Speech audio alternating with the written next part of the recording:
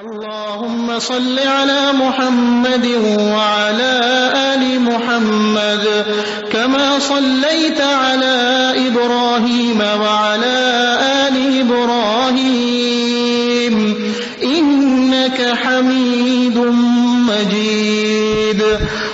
اللهم بارك على محمد وعلى آل محمد كما باركت على إبراهيم وعلى آل إبراهيم إنك حميد مجيد.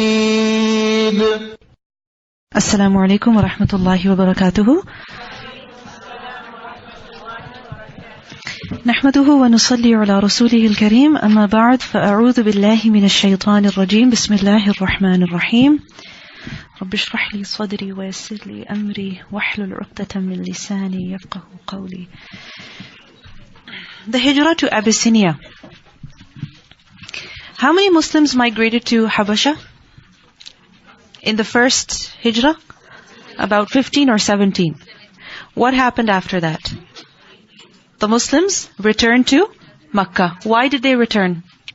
Because they heard a rumor that the Quraysh had become Muslim. So what happened then? When they returned to Makkah and they found out that that was a rumor, that was not true, what happened after that? Yes, and then what happened? This led to the second hijrah to Abyssinia. How many Muslims went for the second hijrah? 80 of them. Right? 80 Muslims, men and women, many families, they went to Habasha. And in Habasha, what did they do? What did they do in Habasha? Yes? Okay. What we see is that the Muslims basically in Habasha, they lived in peace. They practiced their deen in their private lives. Obviously, they must have done da'wah, right? But we don't see a large presence of Islam at the time when the Sahaba initially did hijrah to Abyssinia. Najashi believed, later on the Prophet ﷺ sent a letter inviting him to Islam openly, and he believed, but it is said that he had to conceal his faith. Why? Because the priests, the bishops or the people in authority, they were not willing to give up their religion for something else. So we see that the Muslims, they lived over there for about 14 years. However, they did not rebel against the government. They did not fight the government. Nothing like that. They just lived in peace, practicing Islam in their private lives. And then what happened? Many years later, 50, 60 years later it was, that Muslims conquered Abyssinia. And then Islam spread in Abyssinia. Any lesson we learned from this? Any lesson? Is it permissible to live in a non-Muslim country? Or do we have to live in eternal guilt? Huh? Is it permissible? When is it permissible? When a person is able to practice their deen freely. And alhamdulillah, living over here, we have that choice, we have that freedom, and we respect the freedom and we respect the government and the people for letting us live over here in peace and also practicing our deen. Right? And we see a beautiful example in the Muslims who immigrated to Abyssinia, that how they did not fight with the people, they did not rebel against the government, they didn't go with the intention of overthrowing the power, the authority over there. They went there in order to practice their religion in their private lives. Alright? And they must have done da'wah in their regular interaction with the people, but we don't see that a whole lot of people converted to Islam at that point. Later on, many years later, when Abyssinia was conquered, then Islam spread over there. So a clearer map over here. If you see, this is the map of Saudi Arabia. Now on the left side, you can see Makkah, close to the Red Sea. Do you see it? Right? Makkah. Now, above that, you see Medina. Do you see it? So, and then on the left side of Makkah, you see the Red Sea. Right? Now cross the sea, go down, and what do you see? Sudan, and then Eritrea, and then you see Ethiopia. So you see that? Ethiopia is here. So the Muslims, what did they do? They went from Makkah to Jeddah. You see Jeddah? Jeddah is famous, right? Even if you want to go to Makkah, you take a flight to Jeddah. Right?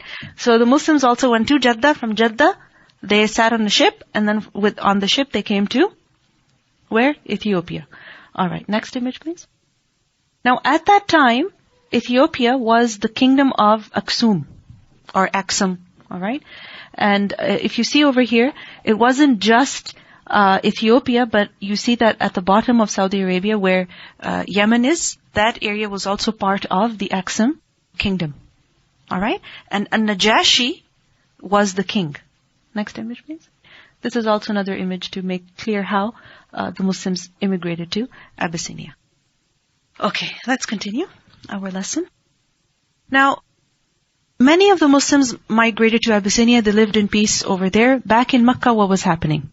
Back in Makkah, the opposition, it continued. In fact, it intensified. Because if you think about it now, Abu Bakr radhiyallahu anhu was also without protection. And assaults against the Prophet ﷺ, they only increased. But Allah subhanahu wa ta'ala strengthened Islam. He strengthened the Muslims through many ways. We see that the mushrikun, they were extremely angry at losing 80 Muslims because they sent Amr bin al-As to Abyssinia, but he returned humiliated, embarrassed, empty-handed. So in that was a huge embarrassment for them, but also a big defeat. This was like a big failure. Alright? This was like their first defeat against the Muslims. They weren't able to bring the Muslims back to Makkah. And it was also a huge embarrassment before the world. Because 80 of their people had left them and had gone to a different country and settled over there. So naturally their anger, it intensified against the Muslims who were in Makkah, and therefore increased their persecution on the Muslims that remained in Makkah. And we see numerous incidents of this. So for instance, we learned that Utaybah bin Abi Lahab, he once came to the Prophet ﷺ and he said a few verses of the Qur'an. He said a few verses of the Qur'an and he said, I reject this, I disbelieve in it. And he attacked the Prophet ﷺ, he tore the shirt of the Prophet ﷺ and spat on his face. Then we see at another occasion, the Prophet ﷺ, he was performing the salah, and when he was in sujood, Uqba bin Abi Mu'ayth, he stepped on his neck and he trampled on the head of the Prophet ﷺ. And such incidents, they increased in their frequency.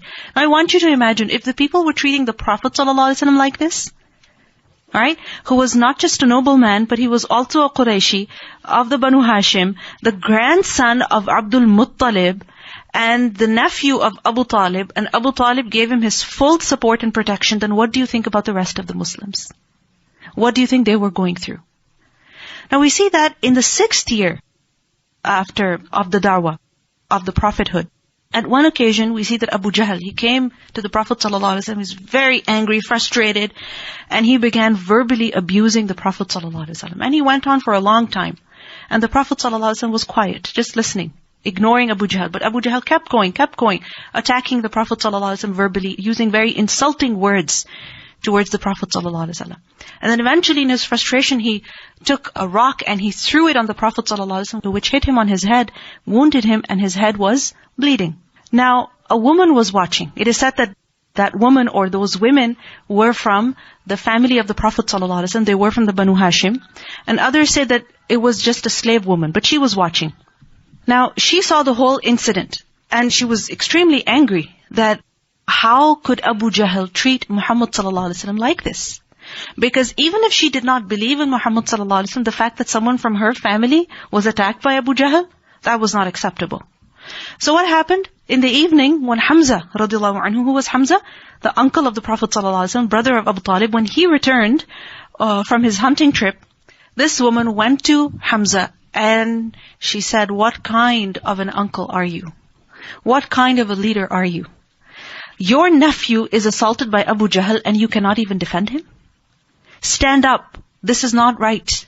Stand up in his defense. So Hamza radiallahu anhu, what happened? He became very upset with Abu Jahl. Because you see, Abu Jahl, he was from a different family. Alright? And remember I told you that there was, kind of competition between the Banu Hashim and Banu Makhzum. Alright? Everything that Banu Hashim wanted to do, Banu Makhzum wanted to do. Alright? So there was this tension between these two tribes. So Hamza, he went to Abu Jahl. He struck him with his bow. And he said, how dare you attack my nephew? How dare you attack my nephew? And he said, and you know what?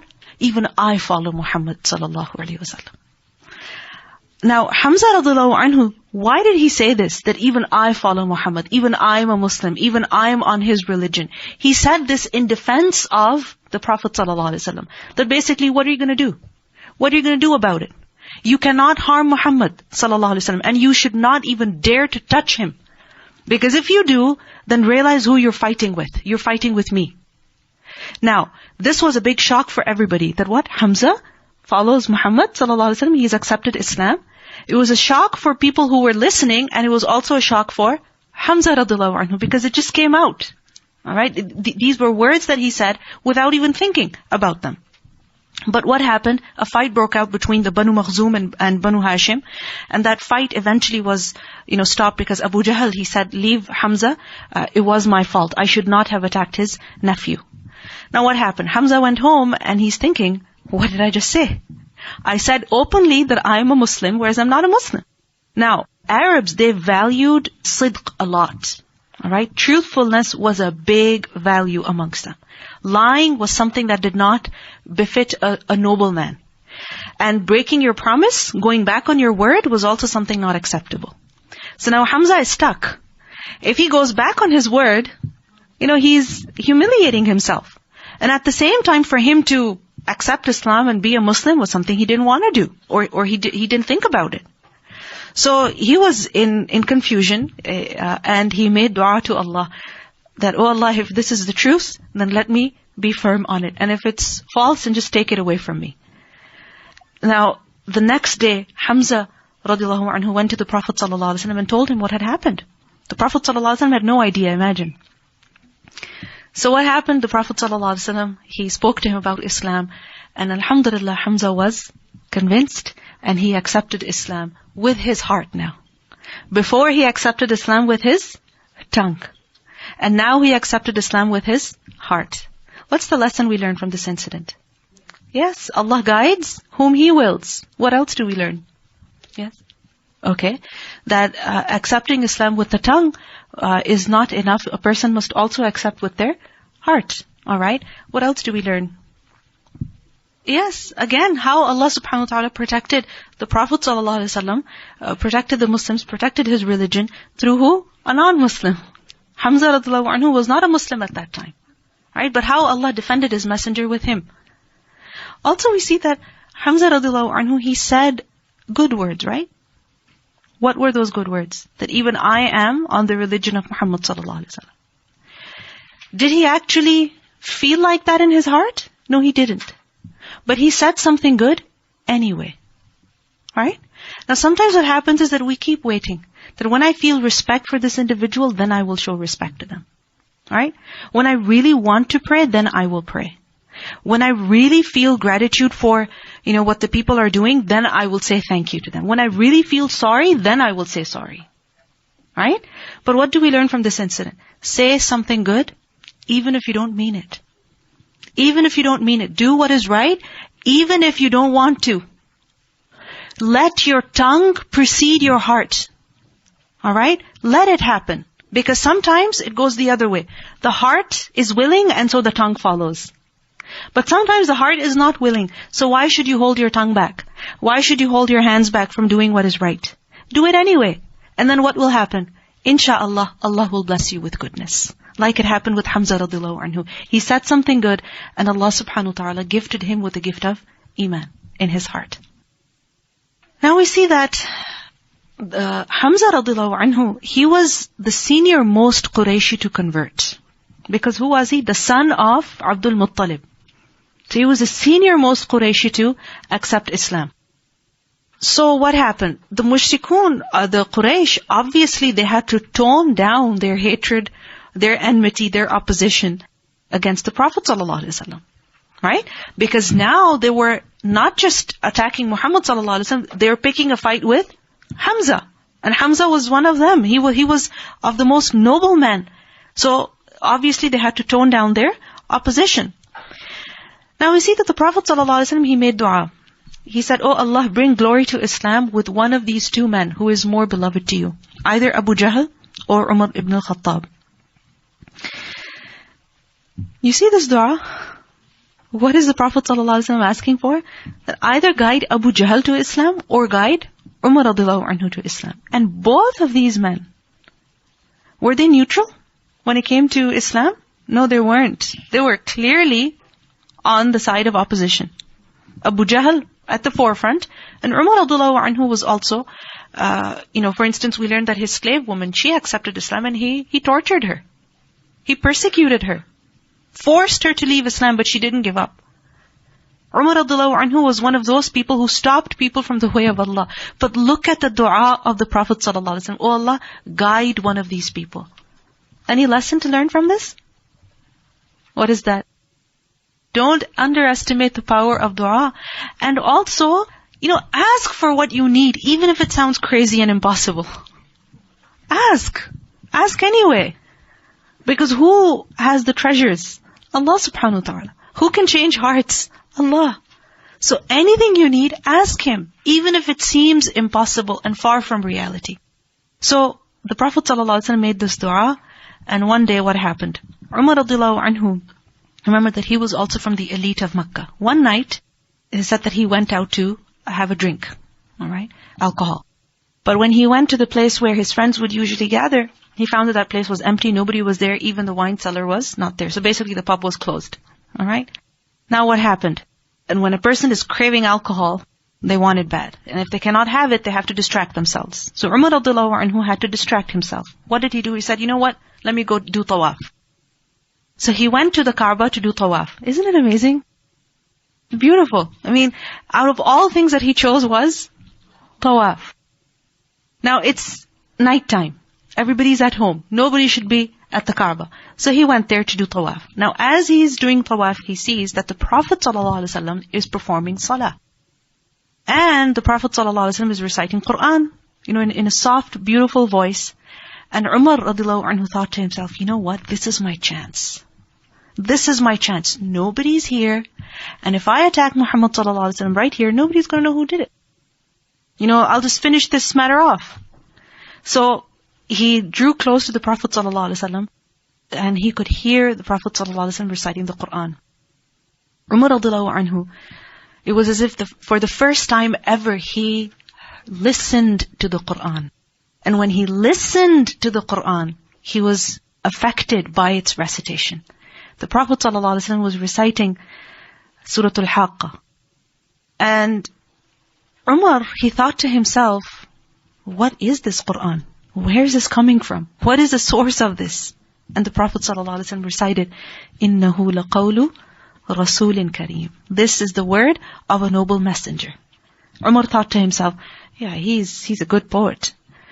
وَمَا هُوَ بِقَوْلِ شَاعِرٍ قَلِيلًا مَا تُؤْمِنُونَ. This is not the word of a poet. Little is it that you believe. Umar radiallahu anhu thought to himself, he must be a soothsayer. He can read my mind. He knows what I'm thinking. وَلَا بِقَوْلِ كَاهِنٍ قَلِيلًا مَا تَذَكَّرُونَ. This is not the word of a soothsayer. Little it is that you remember, you take heed. Umar radiallahu anhu was even more surprised. And what is this? تَنْزِيلٌ مِّن رَبِّ الْعَالَمِينَ. This is revelation from the Lord of the worlds. But what if he's inventing it? وَلَوْ تَقَوَّلَ عَلَيْنَا بَعْضَ الْأَقَاوِيلِ. And if he invented any statement about us, then what would happen? The verses continue that if Muhammad ﷺ fabricated any part of the Qur'an, then he would be severely punished. So anyway, Umar radiallahu anhu was deeply affected by this. And he changed his mind. He didn't touch the Prophet ﷺ, he went back. He went away. Now what happened? Again, after some time, Umar radiallahu anhu, he was angry with the Prophet ﷺ. He was angry with the Muslims. He just wanted to finish the matter of the Prophet ﷺ off completely. And what happened? That Abu Jahl, he gave an incentive. He said, if anyone dares to kill Muhammad ﷺ, I'll give him this much silver. A whole lot of silver. So Umar radiallahu anhu was tempted that, look, there is some gift also. Right? So he goes out of his house, in anger with the intention to kill the Prophet ﷺ. And we see the nature of Umar radiallahu anhu. What was it like? Confident? Brave? Right? And he was like a problem solver. Right? Because for him, the biggest problem was exactly the matter of Islam. That was the biggest problem. So instead of being upset about it, what did he want to do? Just solve it. Finish it. So as he's going with his sword, a man saw him. And that man was a Muslim. And he sensed some trouble. So he asked him, where are you headed to? What are you up to? He said, you know what? I've had enough of Muhammad sallallahu alaihi wasallam. I'm just going to go and finish him off. So he tried to distract him that, why would you do that? And so on and so forth. But Umar radiallahu anhu, he said that, what? Have you lost your religion also? Have you been affected by the words of Muhammad sallallahu alaihi wasallam also? And that Sahabi, he said, well, you know what? Before you worry about Muhammad sallallahu alaihi wasallam, why don't you go worry about your own family? He said, what do you mean? He said, your sister has become Muslim. Now, you see over here how that Sahabi is putting the sister of Umar radiallahu anhu in danger? Why? To protect the Prophet sallallahu alaihi wasallam. Right? Because you choose lesser of the two evils. So anyway, Umar radiallahu anhu, in his anger, he goes to his sister's house, and when he reaches there, what happens? He sees that his sister and her husband both are sitting at home. And before Umar radiallahu anhu came, Khabbab radiallahu anhu, he was teaching them Surah Taha from a scroll, from a mushaf. Alright? But when they heard Umar radiallahu anhu coming, Khabbab radiallahu anhu, he hid. And the sister, Fatima, she hid the mushaf. She covered the mushaf so that Umar radiallahu anhu would not see it. Any lesson we learn over here before we continue with the story? Who's teaching Fatima radiallahu anha and her husband the Quran? Khabbab radiallahu anhu. Right? What do we learn from this? Yes, that even though it is difficult, still continue to learn. Right? Because we see that they had to learn Quran in secret, in hiding. Right? They had to conceal this matter from their family, from the public. In the privacy of their home, they are learning, they're having a Quran lesson. Right? And also we see that Fatima and her husband had recently converted to Islam, and the Prophet ﷺ must have assigned Khabbab radiallahu anhu to teach them the Quran. So we see that when a person accepts Islam, then one of the first things they must learn is what? After salah and the basic things, what else must they learn? The Quran. Its recitation, its words, its meanings. This is one of the first things that a person must learn about. And we see that Fatima and her husband are both learning from Khabbab radiallahu anhu. So if a woman has to learn the deen from a man, that is fine. There is no harm in that, as long as the proper etiquette is observed. Anyway, Umar radiallahu anhu, he confronted them angrily. And he said, what is it that I heard just now? And they tried to change the topic, but it didn't happen. Umar radiallahu anhu, in his anger, he tried to strike, he tried to punch his brother-in-law, but Fatima, she came in the middle to protect her husband, and the punch instead landed on Fatima, who fell, and she was bleeding. And both Fatima and her husband, they became angry with Umar, and they said, so what if we have accepted Islam? So what if we are upon the truth? What if what you are upon is indeed false? So that kind of softened the heart of Umar radiallahu anhu, because he had just attacked his sister. And for a man to attack his sister was something not acceptable. And she was bleeding. And both of them were defending themselves. So Umar radiallahu anhu, he calmed down and he requested to find out about what they were reading. But Fatima said that you are unclean. Before you even touch the mushaf, you have to clean yourself. Now, why did she do this? First of all, to ensure that Umar radiallahu anhu would be clean, his body would be clean.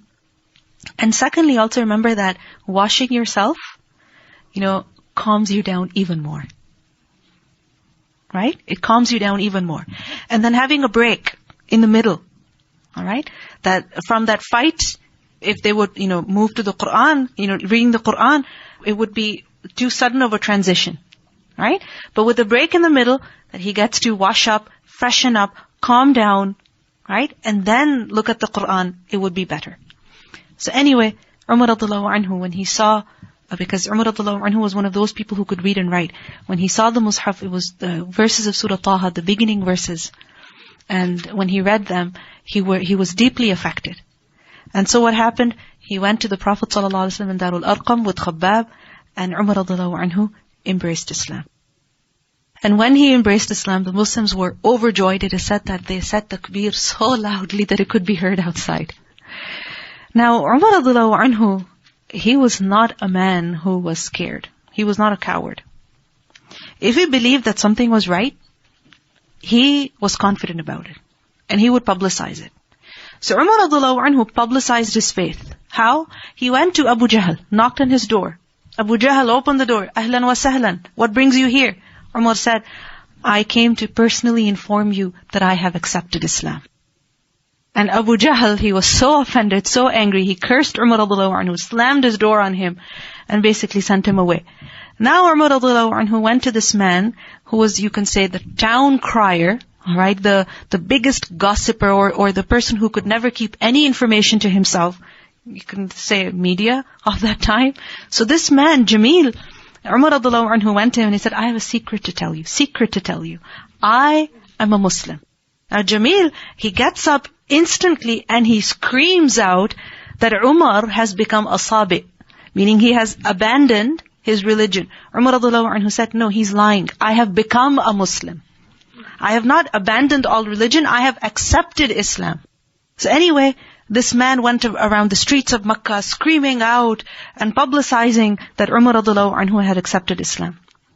Now what happened? Some people, they got furious and they came and attacked Umar radiallahu anhu. Umar radiallahu anhu was not just going to get beaten up. He beat them back. He fought them. And so he fought them so much, one after the other, that it was almost evening time. All day this was happening. Anyone who dared to come and attack Umar radiallahu anhu gave it back to them. And then it is said that the situation got so worse that many people gathered to attack Umar radiallahu anhu. And you can imagine a whole gang, a huge group of people. Until eventually one of the noblemen of Quraysh, he came in and he said to the people that leave him, Umar has my protection, nobody dare touch him.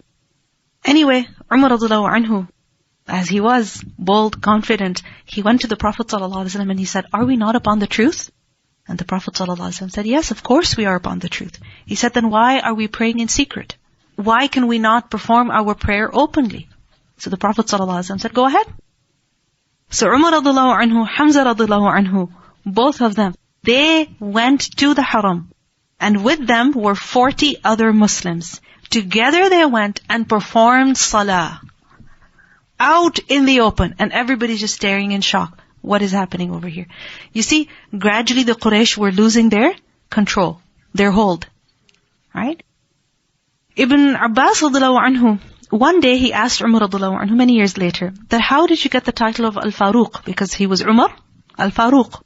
Umar radiallahu anhu said that the Prophet ﷺ gave me this title because when I converted, we marched to the Kaaba on that day for the very first time, headed by 2 rows, me and Hamza. And for the first time ever, we prayed in public. 40 Muslims prayed in public. So the Prophet ﷺ gave me this title, Faruq. What does Faruq mean? One who distinguishes, separates from faraqa, right, between truth and falsehood. So he came out with the truth openly, right? He didn't hide it. When Umar radiallahu anhu was dying, when he was on his deathbed, Ibn Mas'ud said that we have ever remained on izzah since Umar converted to Islam. That since Umar converted to Islam, we have been with izzah. We have been with honor. We have been honorable. Since Umar radiallahu anhu converted. Now with this, the mushrikun, they felt utterly disgraced. Right? They felt like they were failing and they felt like they were being disgraced because 80 Muslims were in Abyssinia. Alright?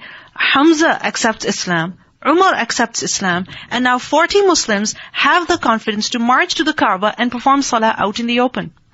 So all their attempts to stop Islam, to stop Muslims, were failing. The Prophet ﷺ was not affected by the mockery. He was not fazed by any of the attacks on him. The Muslims were unaffected by persecution. So the mushrikun were getting more and more angry. So they increased in their persecution of the Prophet ﷺ, of the Muslims, and also they made numerous attempts to persuade Abu Talib to give up his protection of Muhammad ﷺ. Remember this happened at the beginning, and now it happened again. So the leaders of Quraysh, they also went one by one to speak to the Prophet ﷺ. One of them, Utbah, he said, you know what, let me go talk to Muhammad ﷺ. He went to the Prophet ﷺ and he said, look, my son, if you need wealth, we'll give it to you. If you want some position of authority, some leadership, we'll give it to you. If you want to be king, we'll make you our king. And remember, there was no concept of a king in Arabia. Right? It was all independent tribes, and each tribe was led by its chiefs. There was no one king. And the reason was that the Arabs were too arrogant to accept the authority of just one man. Alright? So anyway, he said, if you want to be king, you know what? We'll make you king. We'll accept you as our leader. If you want to get married to some woman, tell us who it is. We'll get you married. If you're suffering from some sickness, we'll get the best doctors. What is it that you want? We'll give it to you. But please, stop this Islam. Stop this prophethood. We don't want this anymore. We've had enough of this. The Prophet ﷺ said to Utbah, are you done? Utbah said, yes. He said, okay, now listen to me. So the Prophet ﷺ recited Surah Fussilat. He began, Bismillahir Rahmanir Rahim, Hamim, Tanzilun min ar-Rahmanir Rahim. Hamim, this is a revelation from the entirely merciful, the especially merciful. A book whose verses have been detailed, an Arabic Qur'an for a people who know. As a giver of good tidings and a warner, but most of them turn away so they do not hear. And they say, our hearts are within coverings from that to which you invite us. And in our ears is deafness, and between us and you is a partition. So work, indeed we are working. Say, I am only a man like you, to whom it has been revealed that your God is but one God. So take a straight course to Him and seek His forgiveness. And woe to those who associate others with Allah, those who do not give zakah, and in the hereafter they are disbelievers. Indeed, those who believe and do righteous deeds, for them is a reward uninterrupted. Say, do you indeed disbelieve in He who created the earth in 2 days and attribute to Him equals? That is the Lord of the worlds. And He placed on the earth firmly set mountains over its surface, and He blessed it and determined therein its creature's sustenance in 4 days without distinction, for the information of those who ask. Then He directed Himself to the heaven while it was smoke, and said to it and to the earth, come, willingly or by compulsion. They said, we have come willingly. And He completed them as 7 heavens within 2 days, and inspired in each heaven its command. And we adorned the nearest heaven with lamps and as protection. That is the determination of the exalted in might, the knowing. فَإِنْ أَعْرَضُوا فَقُلْ أَنذَرْتُكُمْ صَاعِقَةً مِثْلَ صَاعِقَةِ عَادٍ وَثَمُودٍ. But if they turn away, then say, I have warned you of a thunderbolt, like the thunderbolt that struck Aad and Thamud. Utbah put his hand on the mouth of the Prophet ﷺ. To just stop here. Because he was deeply affected by the recitation of the Qur'an, by these verses. And when the Prophet ﷺ recited ayat about punishment, Utbah was scared. He was actually scared. That if you continue, perhaps we will be punished immediately. So stop right now. Utbah, he went back to his people. His face was changed. And they said, well, he's done his magic on you also. And Utbah tried to convince his people that, look, leave Muhammad ﷺ alone. There's no point in opposing him. Because what he has brought, it is definitely going to bring something. It is definitely going to change something. The message that he has brought is not ordinary. The kalam that he speaks is not the kalam of a human being. So you leave him alone. If you oppose him, you will be defeated. And if you let him be, and he is victorious, then in that will be your victory. So the leaders of the Quraysh, they said, you know what? You've been affected by his magic. Utbah said, I've told you what I think is best. Now do what you please. Anyway, one by one, they tried to stop the Prophet ﷺ. In return, the Prophet ﷺ just did da'wah to them. Any lesson we learn over here? From the way of the Prophet ﷺ? Yes? Yes, I mean, look at the power of the Qur'an. Ja'far radiallahu anhu recited Surah Maryam, and Najashi was affected.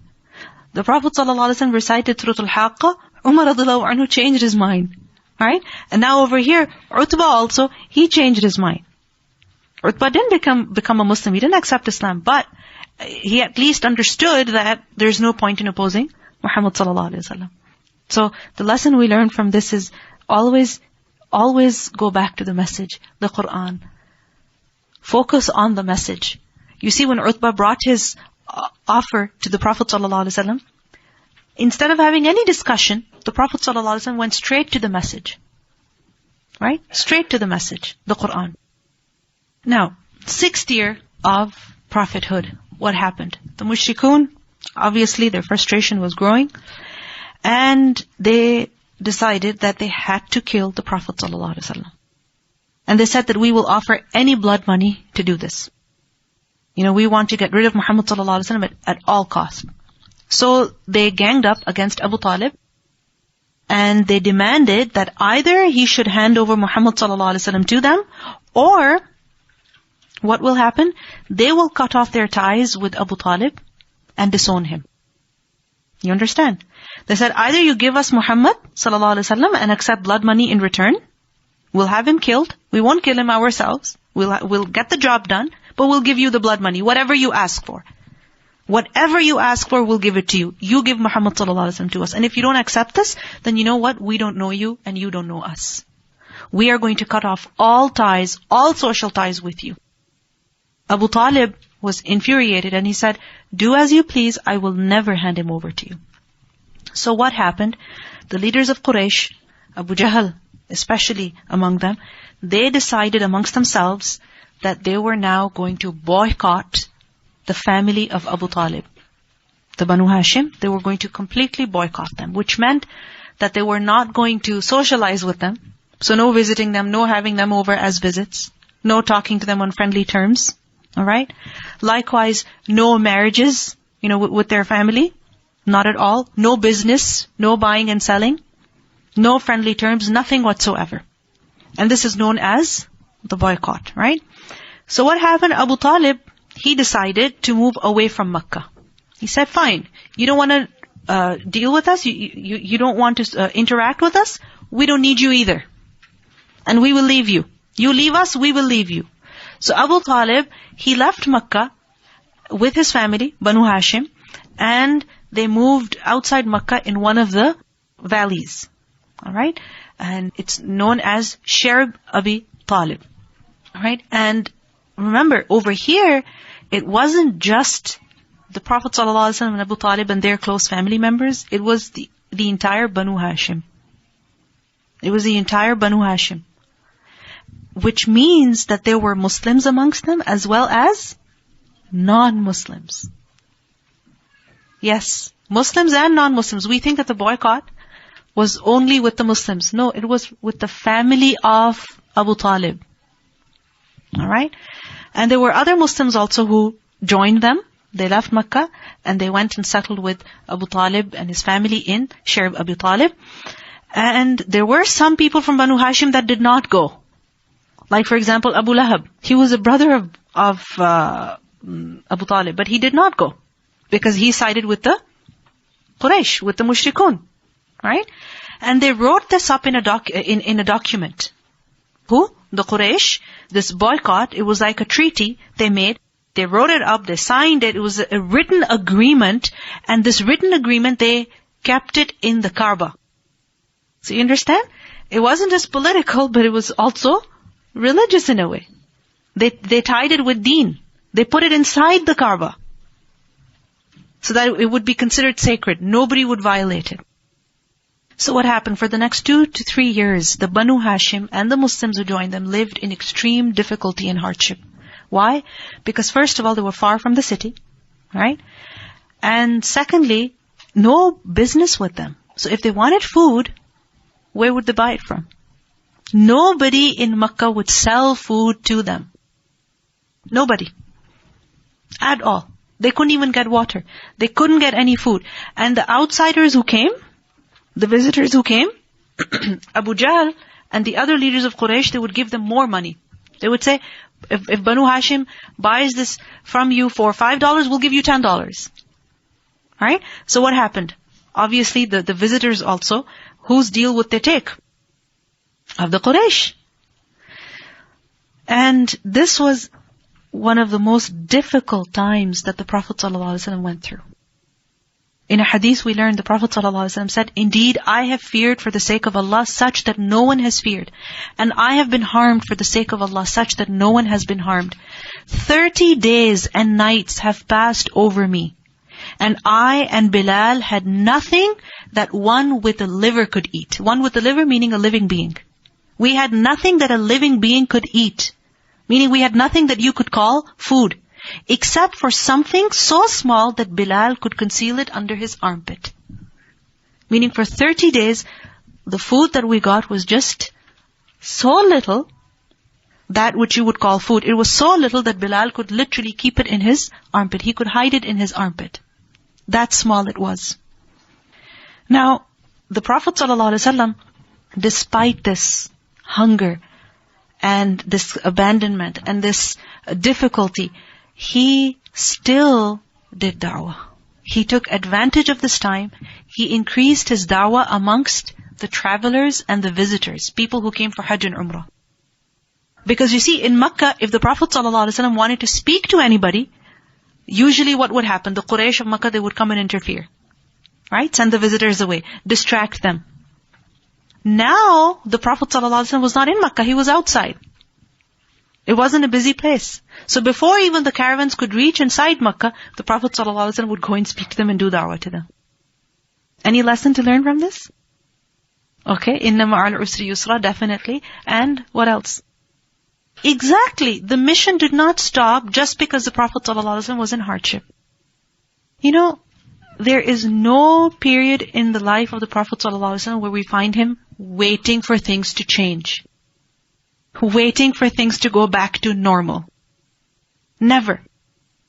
If things were beyond his control in one way, he took advantage of what was in his control, what he could do. If he couldn't do one thing, he focused his efforts on others. And this is something that we need to learn also. Because many times we have our mind fixed on a particular, focus, action, whatever it may be. We want to do it, we only want to do that. And if we're not able to do it, we'll just wait for things to change, and then we will do something. Well, the fact is that change is something permanent in life, right? Things are always going to be changing. They will never be the same. So you have to do what you have to do now. For instance, if you keep saying, well, it's winter, I can't exactly do anything fun, so I just need to wait for the winter to be over. Then 6 months of the year, you're sitting idle. Right? 6 months of the year gone. It just hit me the other day because every day I would tell myself, it's too cold, I can't take the kids outside. Inshallah, in a few weeks when the weather is better, I'll take the kids outside. And then I'm like, but this is not fair. 6 months of the year, kids will be inside? That's not good. You know what? Cold, hot, snow, whatever. Alhamdulillah, we have been blessed with weather apps that tell us what the weather is like, what the exact temperature is. Put your stuff on and go. Right? If you keep waiting for the weather to change, you're not going to get anything done. And this is what we see in the life of the Prophet ﷺ. Just because he couldn't be in Makkah, okay, we can't be in Makkah, now we're outside Makkah, let's do what we can over here. Don't waste your time waiting. Never waste your time waiting. Sometimes we wait. Yeah, when I'm married, then I'll do this. Yeah, you know what? When this course is over, then inshallah I'll do this. When it's Friday night, then I'll do it. Right? Let the March break come, then I'll do something. March break came and went. Khalas. So whether you're busy or you're free, whether you have 50 things to do or 0 things to do, what you have to do, make time for it and do it. If Allah subhanahu wa ta'ala has changed your situation for now, it's for a reason. Learn to work in this situation. Now what happened? 2 to 3 years went by, and these were extremely difficult years. And we see that there were times when the people had no food, no water, and they would drink collected rainwater. And they would eat leaves. Imagine, no food. They would eat leather. Anything they could find, they would eat it. Even dead animals. Whatever they found, they would eat it just to survive. Now this was a very pitiful state. And we see that there were people among the Quraysh who were sympathetic towards the Muslims. Because after all, they were somehow or the other related. If they were not directly Banu Hashim, they were somehow related. So for example, nephew of Khadija radiallahu anha, some other relatives of the Prophet ﷺ, they were sympathizers. First of all, we see that the Prophet ﷺ made dua to Allah subhanahu wa ta'ala to remove this difficulty from them. And then we see that Allah subhanahu wa ta'ala also sent sympathizers. There were 5 noblemen in particular, 5 ashraf from the Quraysh. Hisham bin Amr, one of them, who initiated this conversation. He went to Zuhair, Mut'im bin Adi, Abdul Bukhtari bin Hisham, Zam'a bin Aswad, and he reminded them of their ties of kinship with the Banu Hashim. he said, come on, they're your relatives. Is it right that we are eating and drinking and our relatives are dying in hunger and thirst? Does it make sense? And we see that these people, there were times when they would secretly send food supplies to the Muslims, to the Banu Hashim in the share of Abi Talib. Secretly they would send aid to them. But they couldn't do it publicly. But they had had enough of seeing that miserable state of Banu Hashim. So Hisham, he reproached them of their kinship and reproached them for the suffering of their relatives. So together they made a plan. That, you know what, we have to end this treaty. We have to destroy it. So what happened? The following day, when the Quraysh were sitting in their gathering, in their nadi, near the Kaaba, Zuhair, he came and he said, shall we eat and drink while the Banu Hashim die of hunger? Double standards? This is not right. They are our people. They are our relatives. How is it fair that we are eating, drinking, and they're dying of hunger? For how long will we starve our own kin to death? This is something evil. Now Abu Jahl, he said, no, but this is a treaty. We have decided. We have agreed on this. So what happened? Somebody else got up. And who was that? Zam'a. He got up and he said, you know what, Abu Jahl, you're wrong. We never agreed to this. Abu Jahl said, we agreed to this. Abu Bukhtari got up. He said, Zam'a is right. Zam'a is right. That we didn't agree on this. Abu Jahl again defended himself. And another of those 5 men, he got up. So what happened? One after the other, all these 5 men, they got up and they expressed their, opposition to the treaty. They said that they didn't agree with it. And they said that it was not fair. It was tyranny. It was dhulm. It seemed as though Abu Jahl, or the treaty, was losing its support. Right? And now something had to be done. And Zuhair, he kept saying that we have to destroy this treaty. We have to destroy this treaty. This is not fair. This is dhulm. So it seemed like the public support had shifted against Abu Jahl. And this was a whole plan that these 5 men had made. Okay, from before. Now what happened? The Prophet ﷺ, he went to Abu Talib one day and he said that, my Lord has informed me that the treaty that the Quraysh had written, it's kept in the Kaaba, that treaty has been eaten up by termites. And only the words, Bismika Allahumma, remain. Abu Talib said, has your Lord informed you of this? The Prophet ﷺ said, yes, my Lord has informed me of this. So Abu Talib, he went to the Quraysh and he said, you know what, let's end all of this. Alright? Now, why don't you bring the treaty out so that we can come to some agreement? The Quraysh thought, well, Abu Talib, he wants to hand over Muhammad ﷺ to us. They were really happy. So they happily brought the treaty out. Before they opened it up, before they opened up the box or the case in which the treaty was, Abu Talib said, my nephew has told me that his Lord has informed him that the treaty, the parchment has been consumed, it has been destroyed by termites, and only the words Bismika Allahumma remain. If this is not the case, if my nephew is lying, then you know what? Take my nephew. But if he is true, if he is right, then you know what? We're ending this treaty. The people thought, of course. How would Muhammad ﷺ know? Because this treaty was in a case, secured, inside the Kaaba. Kaaba is locked. Banu Hashim are living outside of Makkah. They don't even get to come to the Kaaba. Of course, you know what? We have Muhammad ﷺ. Happily, they open it up, and when they see, yes, the parchment was completely destroyed, and only the words Bismika Allahumma remained. So what happened now?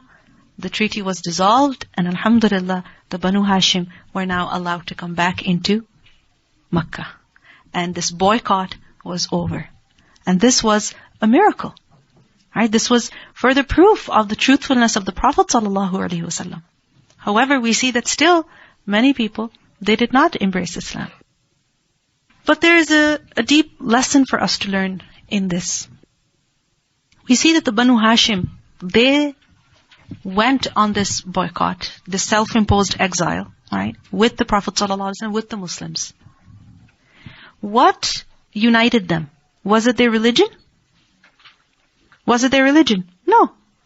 Clearly, they were on different religions. Abu Talib was a mushrik. Many of his relatives were mushrik. Muhammad ﷺ was a Muslim. He was inviting people to Islam. They were not on the same religion. Then what is it that united them? It was their blood. Right? It was their kinship. So what does this teach us? That as Muslims, can we join hands with other non-Muslims for good causes? Can we? Can we lend them our support? Can we be with them? Can we take their support for a benefit that is for everybody? Or for a matter that concerns the whole community? Can we be with them? Yes, we can be. Because sometimes we wonder, can we join hands with the Christians or the Jews or the atheists or even other people? Can we join hands with them for a cause that concerns the whole community? So, for example, something to do with education or something to do with some government policy. Can we do that? Or do we have to say, no, non-Muslims, I have nothing to do with them? No. If they are your countrymen, then remember there are certain matters that affect the entire community. And we see evidence in the life of the Prophet ﷺ where people came together in times of hardship and also in times of joy. Why? Because the matter concerned everybody.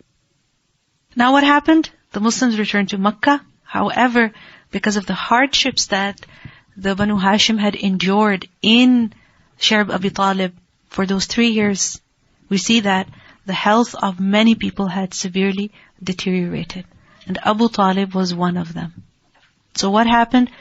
The end of the boycott that occurred in the 10th year of the da'wah, of the prophethood. And we see that this year also became the year of huzn, of sorrow. Because the Prophet ﷺ endured sorrow upon sorrow. What kind of sorrow? First of all, the death of Abu Talib. In Shawwal, Abu Talib became severely ill. The Quraysh went to him with a proposal that, you know what, tell your nephew to keep silent. Abu Talib also wanted that after he dies, the Prophet ﷺ would have some kind of security. So he tried to convince the Prophet ﷺ to give up again. The Prophet ﷺ refused and he said, I offer you one thing which if you follow, you will become the leaders of this land, of the Arabs, and the non-Arabs will give jizya to you. So the Quraysh were like, you know what, not one thing, we're ready to accept 10 things from you. So the Prophet ﷺ said, say La ilaha illallah. They said, no way. No way, not at all. Now Abu Talib, he became extremely sick. He was at his deathbed literally, about to die. And Abu Jahl and other mushrikun, they came to ensure that Abu Talib would not accept Islam. The Prophet ﷺ kept saying to him, say La ilaha illallah. And Abu Jahl would say, are you going to leave the religion of Abdul Muttalib? The Prophet ﷺ again requested, say La ilaha illallah, so I can at least make dua for you. I can at least request that you may be forgiven. But Abu Talib, the last words that he said was, on the religion of Abdul Muttalib. He wasn't willing to give up his religion. Now this was something very, very painful for Rasulullah ﷺ. First of all, the death of Abu Talib was painful. But then secondly, the fact that Abu Talib died as a non-Muslim, that was even more difficult. Even more hard for the Prophet ﷺ to take. Which is why we see that in a hadith, we learn, which is in As-Silsilat As-Sahiha, that when Abu Talib died, Ali radhiallahu anhu came to the Prophet ﷺ and he said that your uncle, Ash-Shaykh, the old man, Ad-Dal, the one who was astray, قَدْ مَاتَ, he has died. Who will bury him? Who will bury him? The Prophet ﷺ told Ali, idhab, go and bury your father. Ali radhiallahu anhu said, no, I will not bury him. إِنَّهُ مَاتَ مُشْرِكًا. He died as a mushrik. The Prophet ﷺ said, no, go and bury him. And then don't talk to anybody until you come to me. So Ali radhiallahu anhu, he said that I went and I buried Abu Talib. And when I returned to the Prophet ﷺ, I had dust and mud on me. The Prophet ﷺ told me to freshen up, take a bath. I did it. And the Prophet ﷺ made dua for me. So much dua that pleased me. So much that I wouldn't exchange that for anything of this world. We see that the death of Abu Talib was extremely difficult, not just for the Prophet ﷺ, but even Ali radhiallahu anhu and other people, because Abu Talib died as a mushrik. This was a very big loss. Very big loss. But there is hikmah in this. Why did Allah subhanahu wa ta'ala allow this to happen? And inshallah we will discuss that. Why Allah allowed that Abu Talib, the uncle of the Prophet ﷺ, remains a mushrik, dies a mushrik, but yet he is one of the biggest supporters What's the hikmah in this? This huzn was followed by another huzn, which was the death of Khadija radiallahu anha. So inshallah, the details of Amul Huzn, the year of sorrow, we will discuss that in our next lesson. سبحانك اللهم وبحمدك نشهد أن لا إله إلا أنت نستغفرك ونتوب إليك. السلام عليكم ورحمة الله.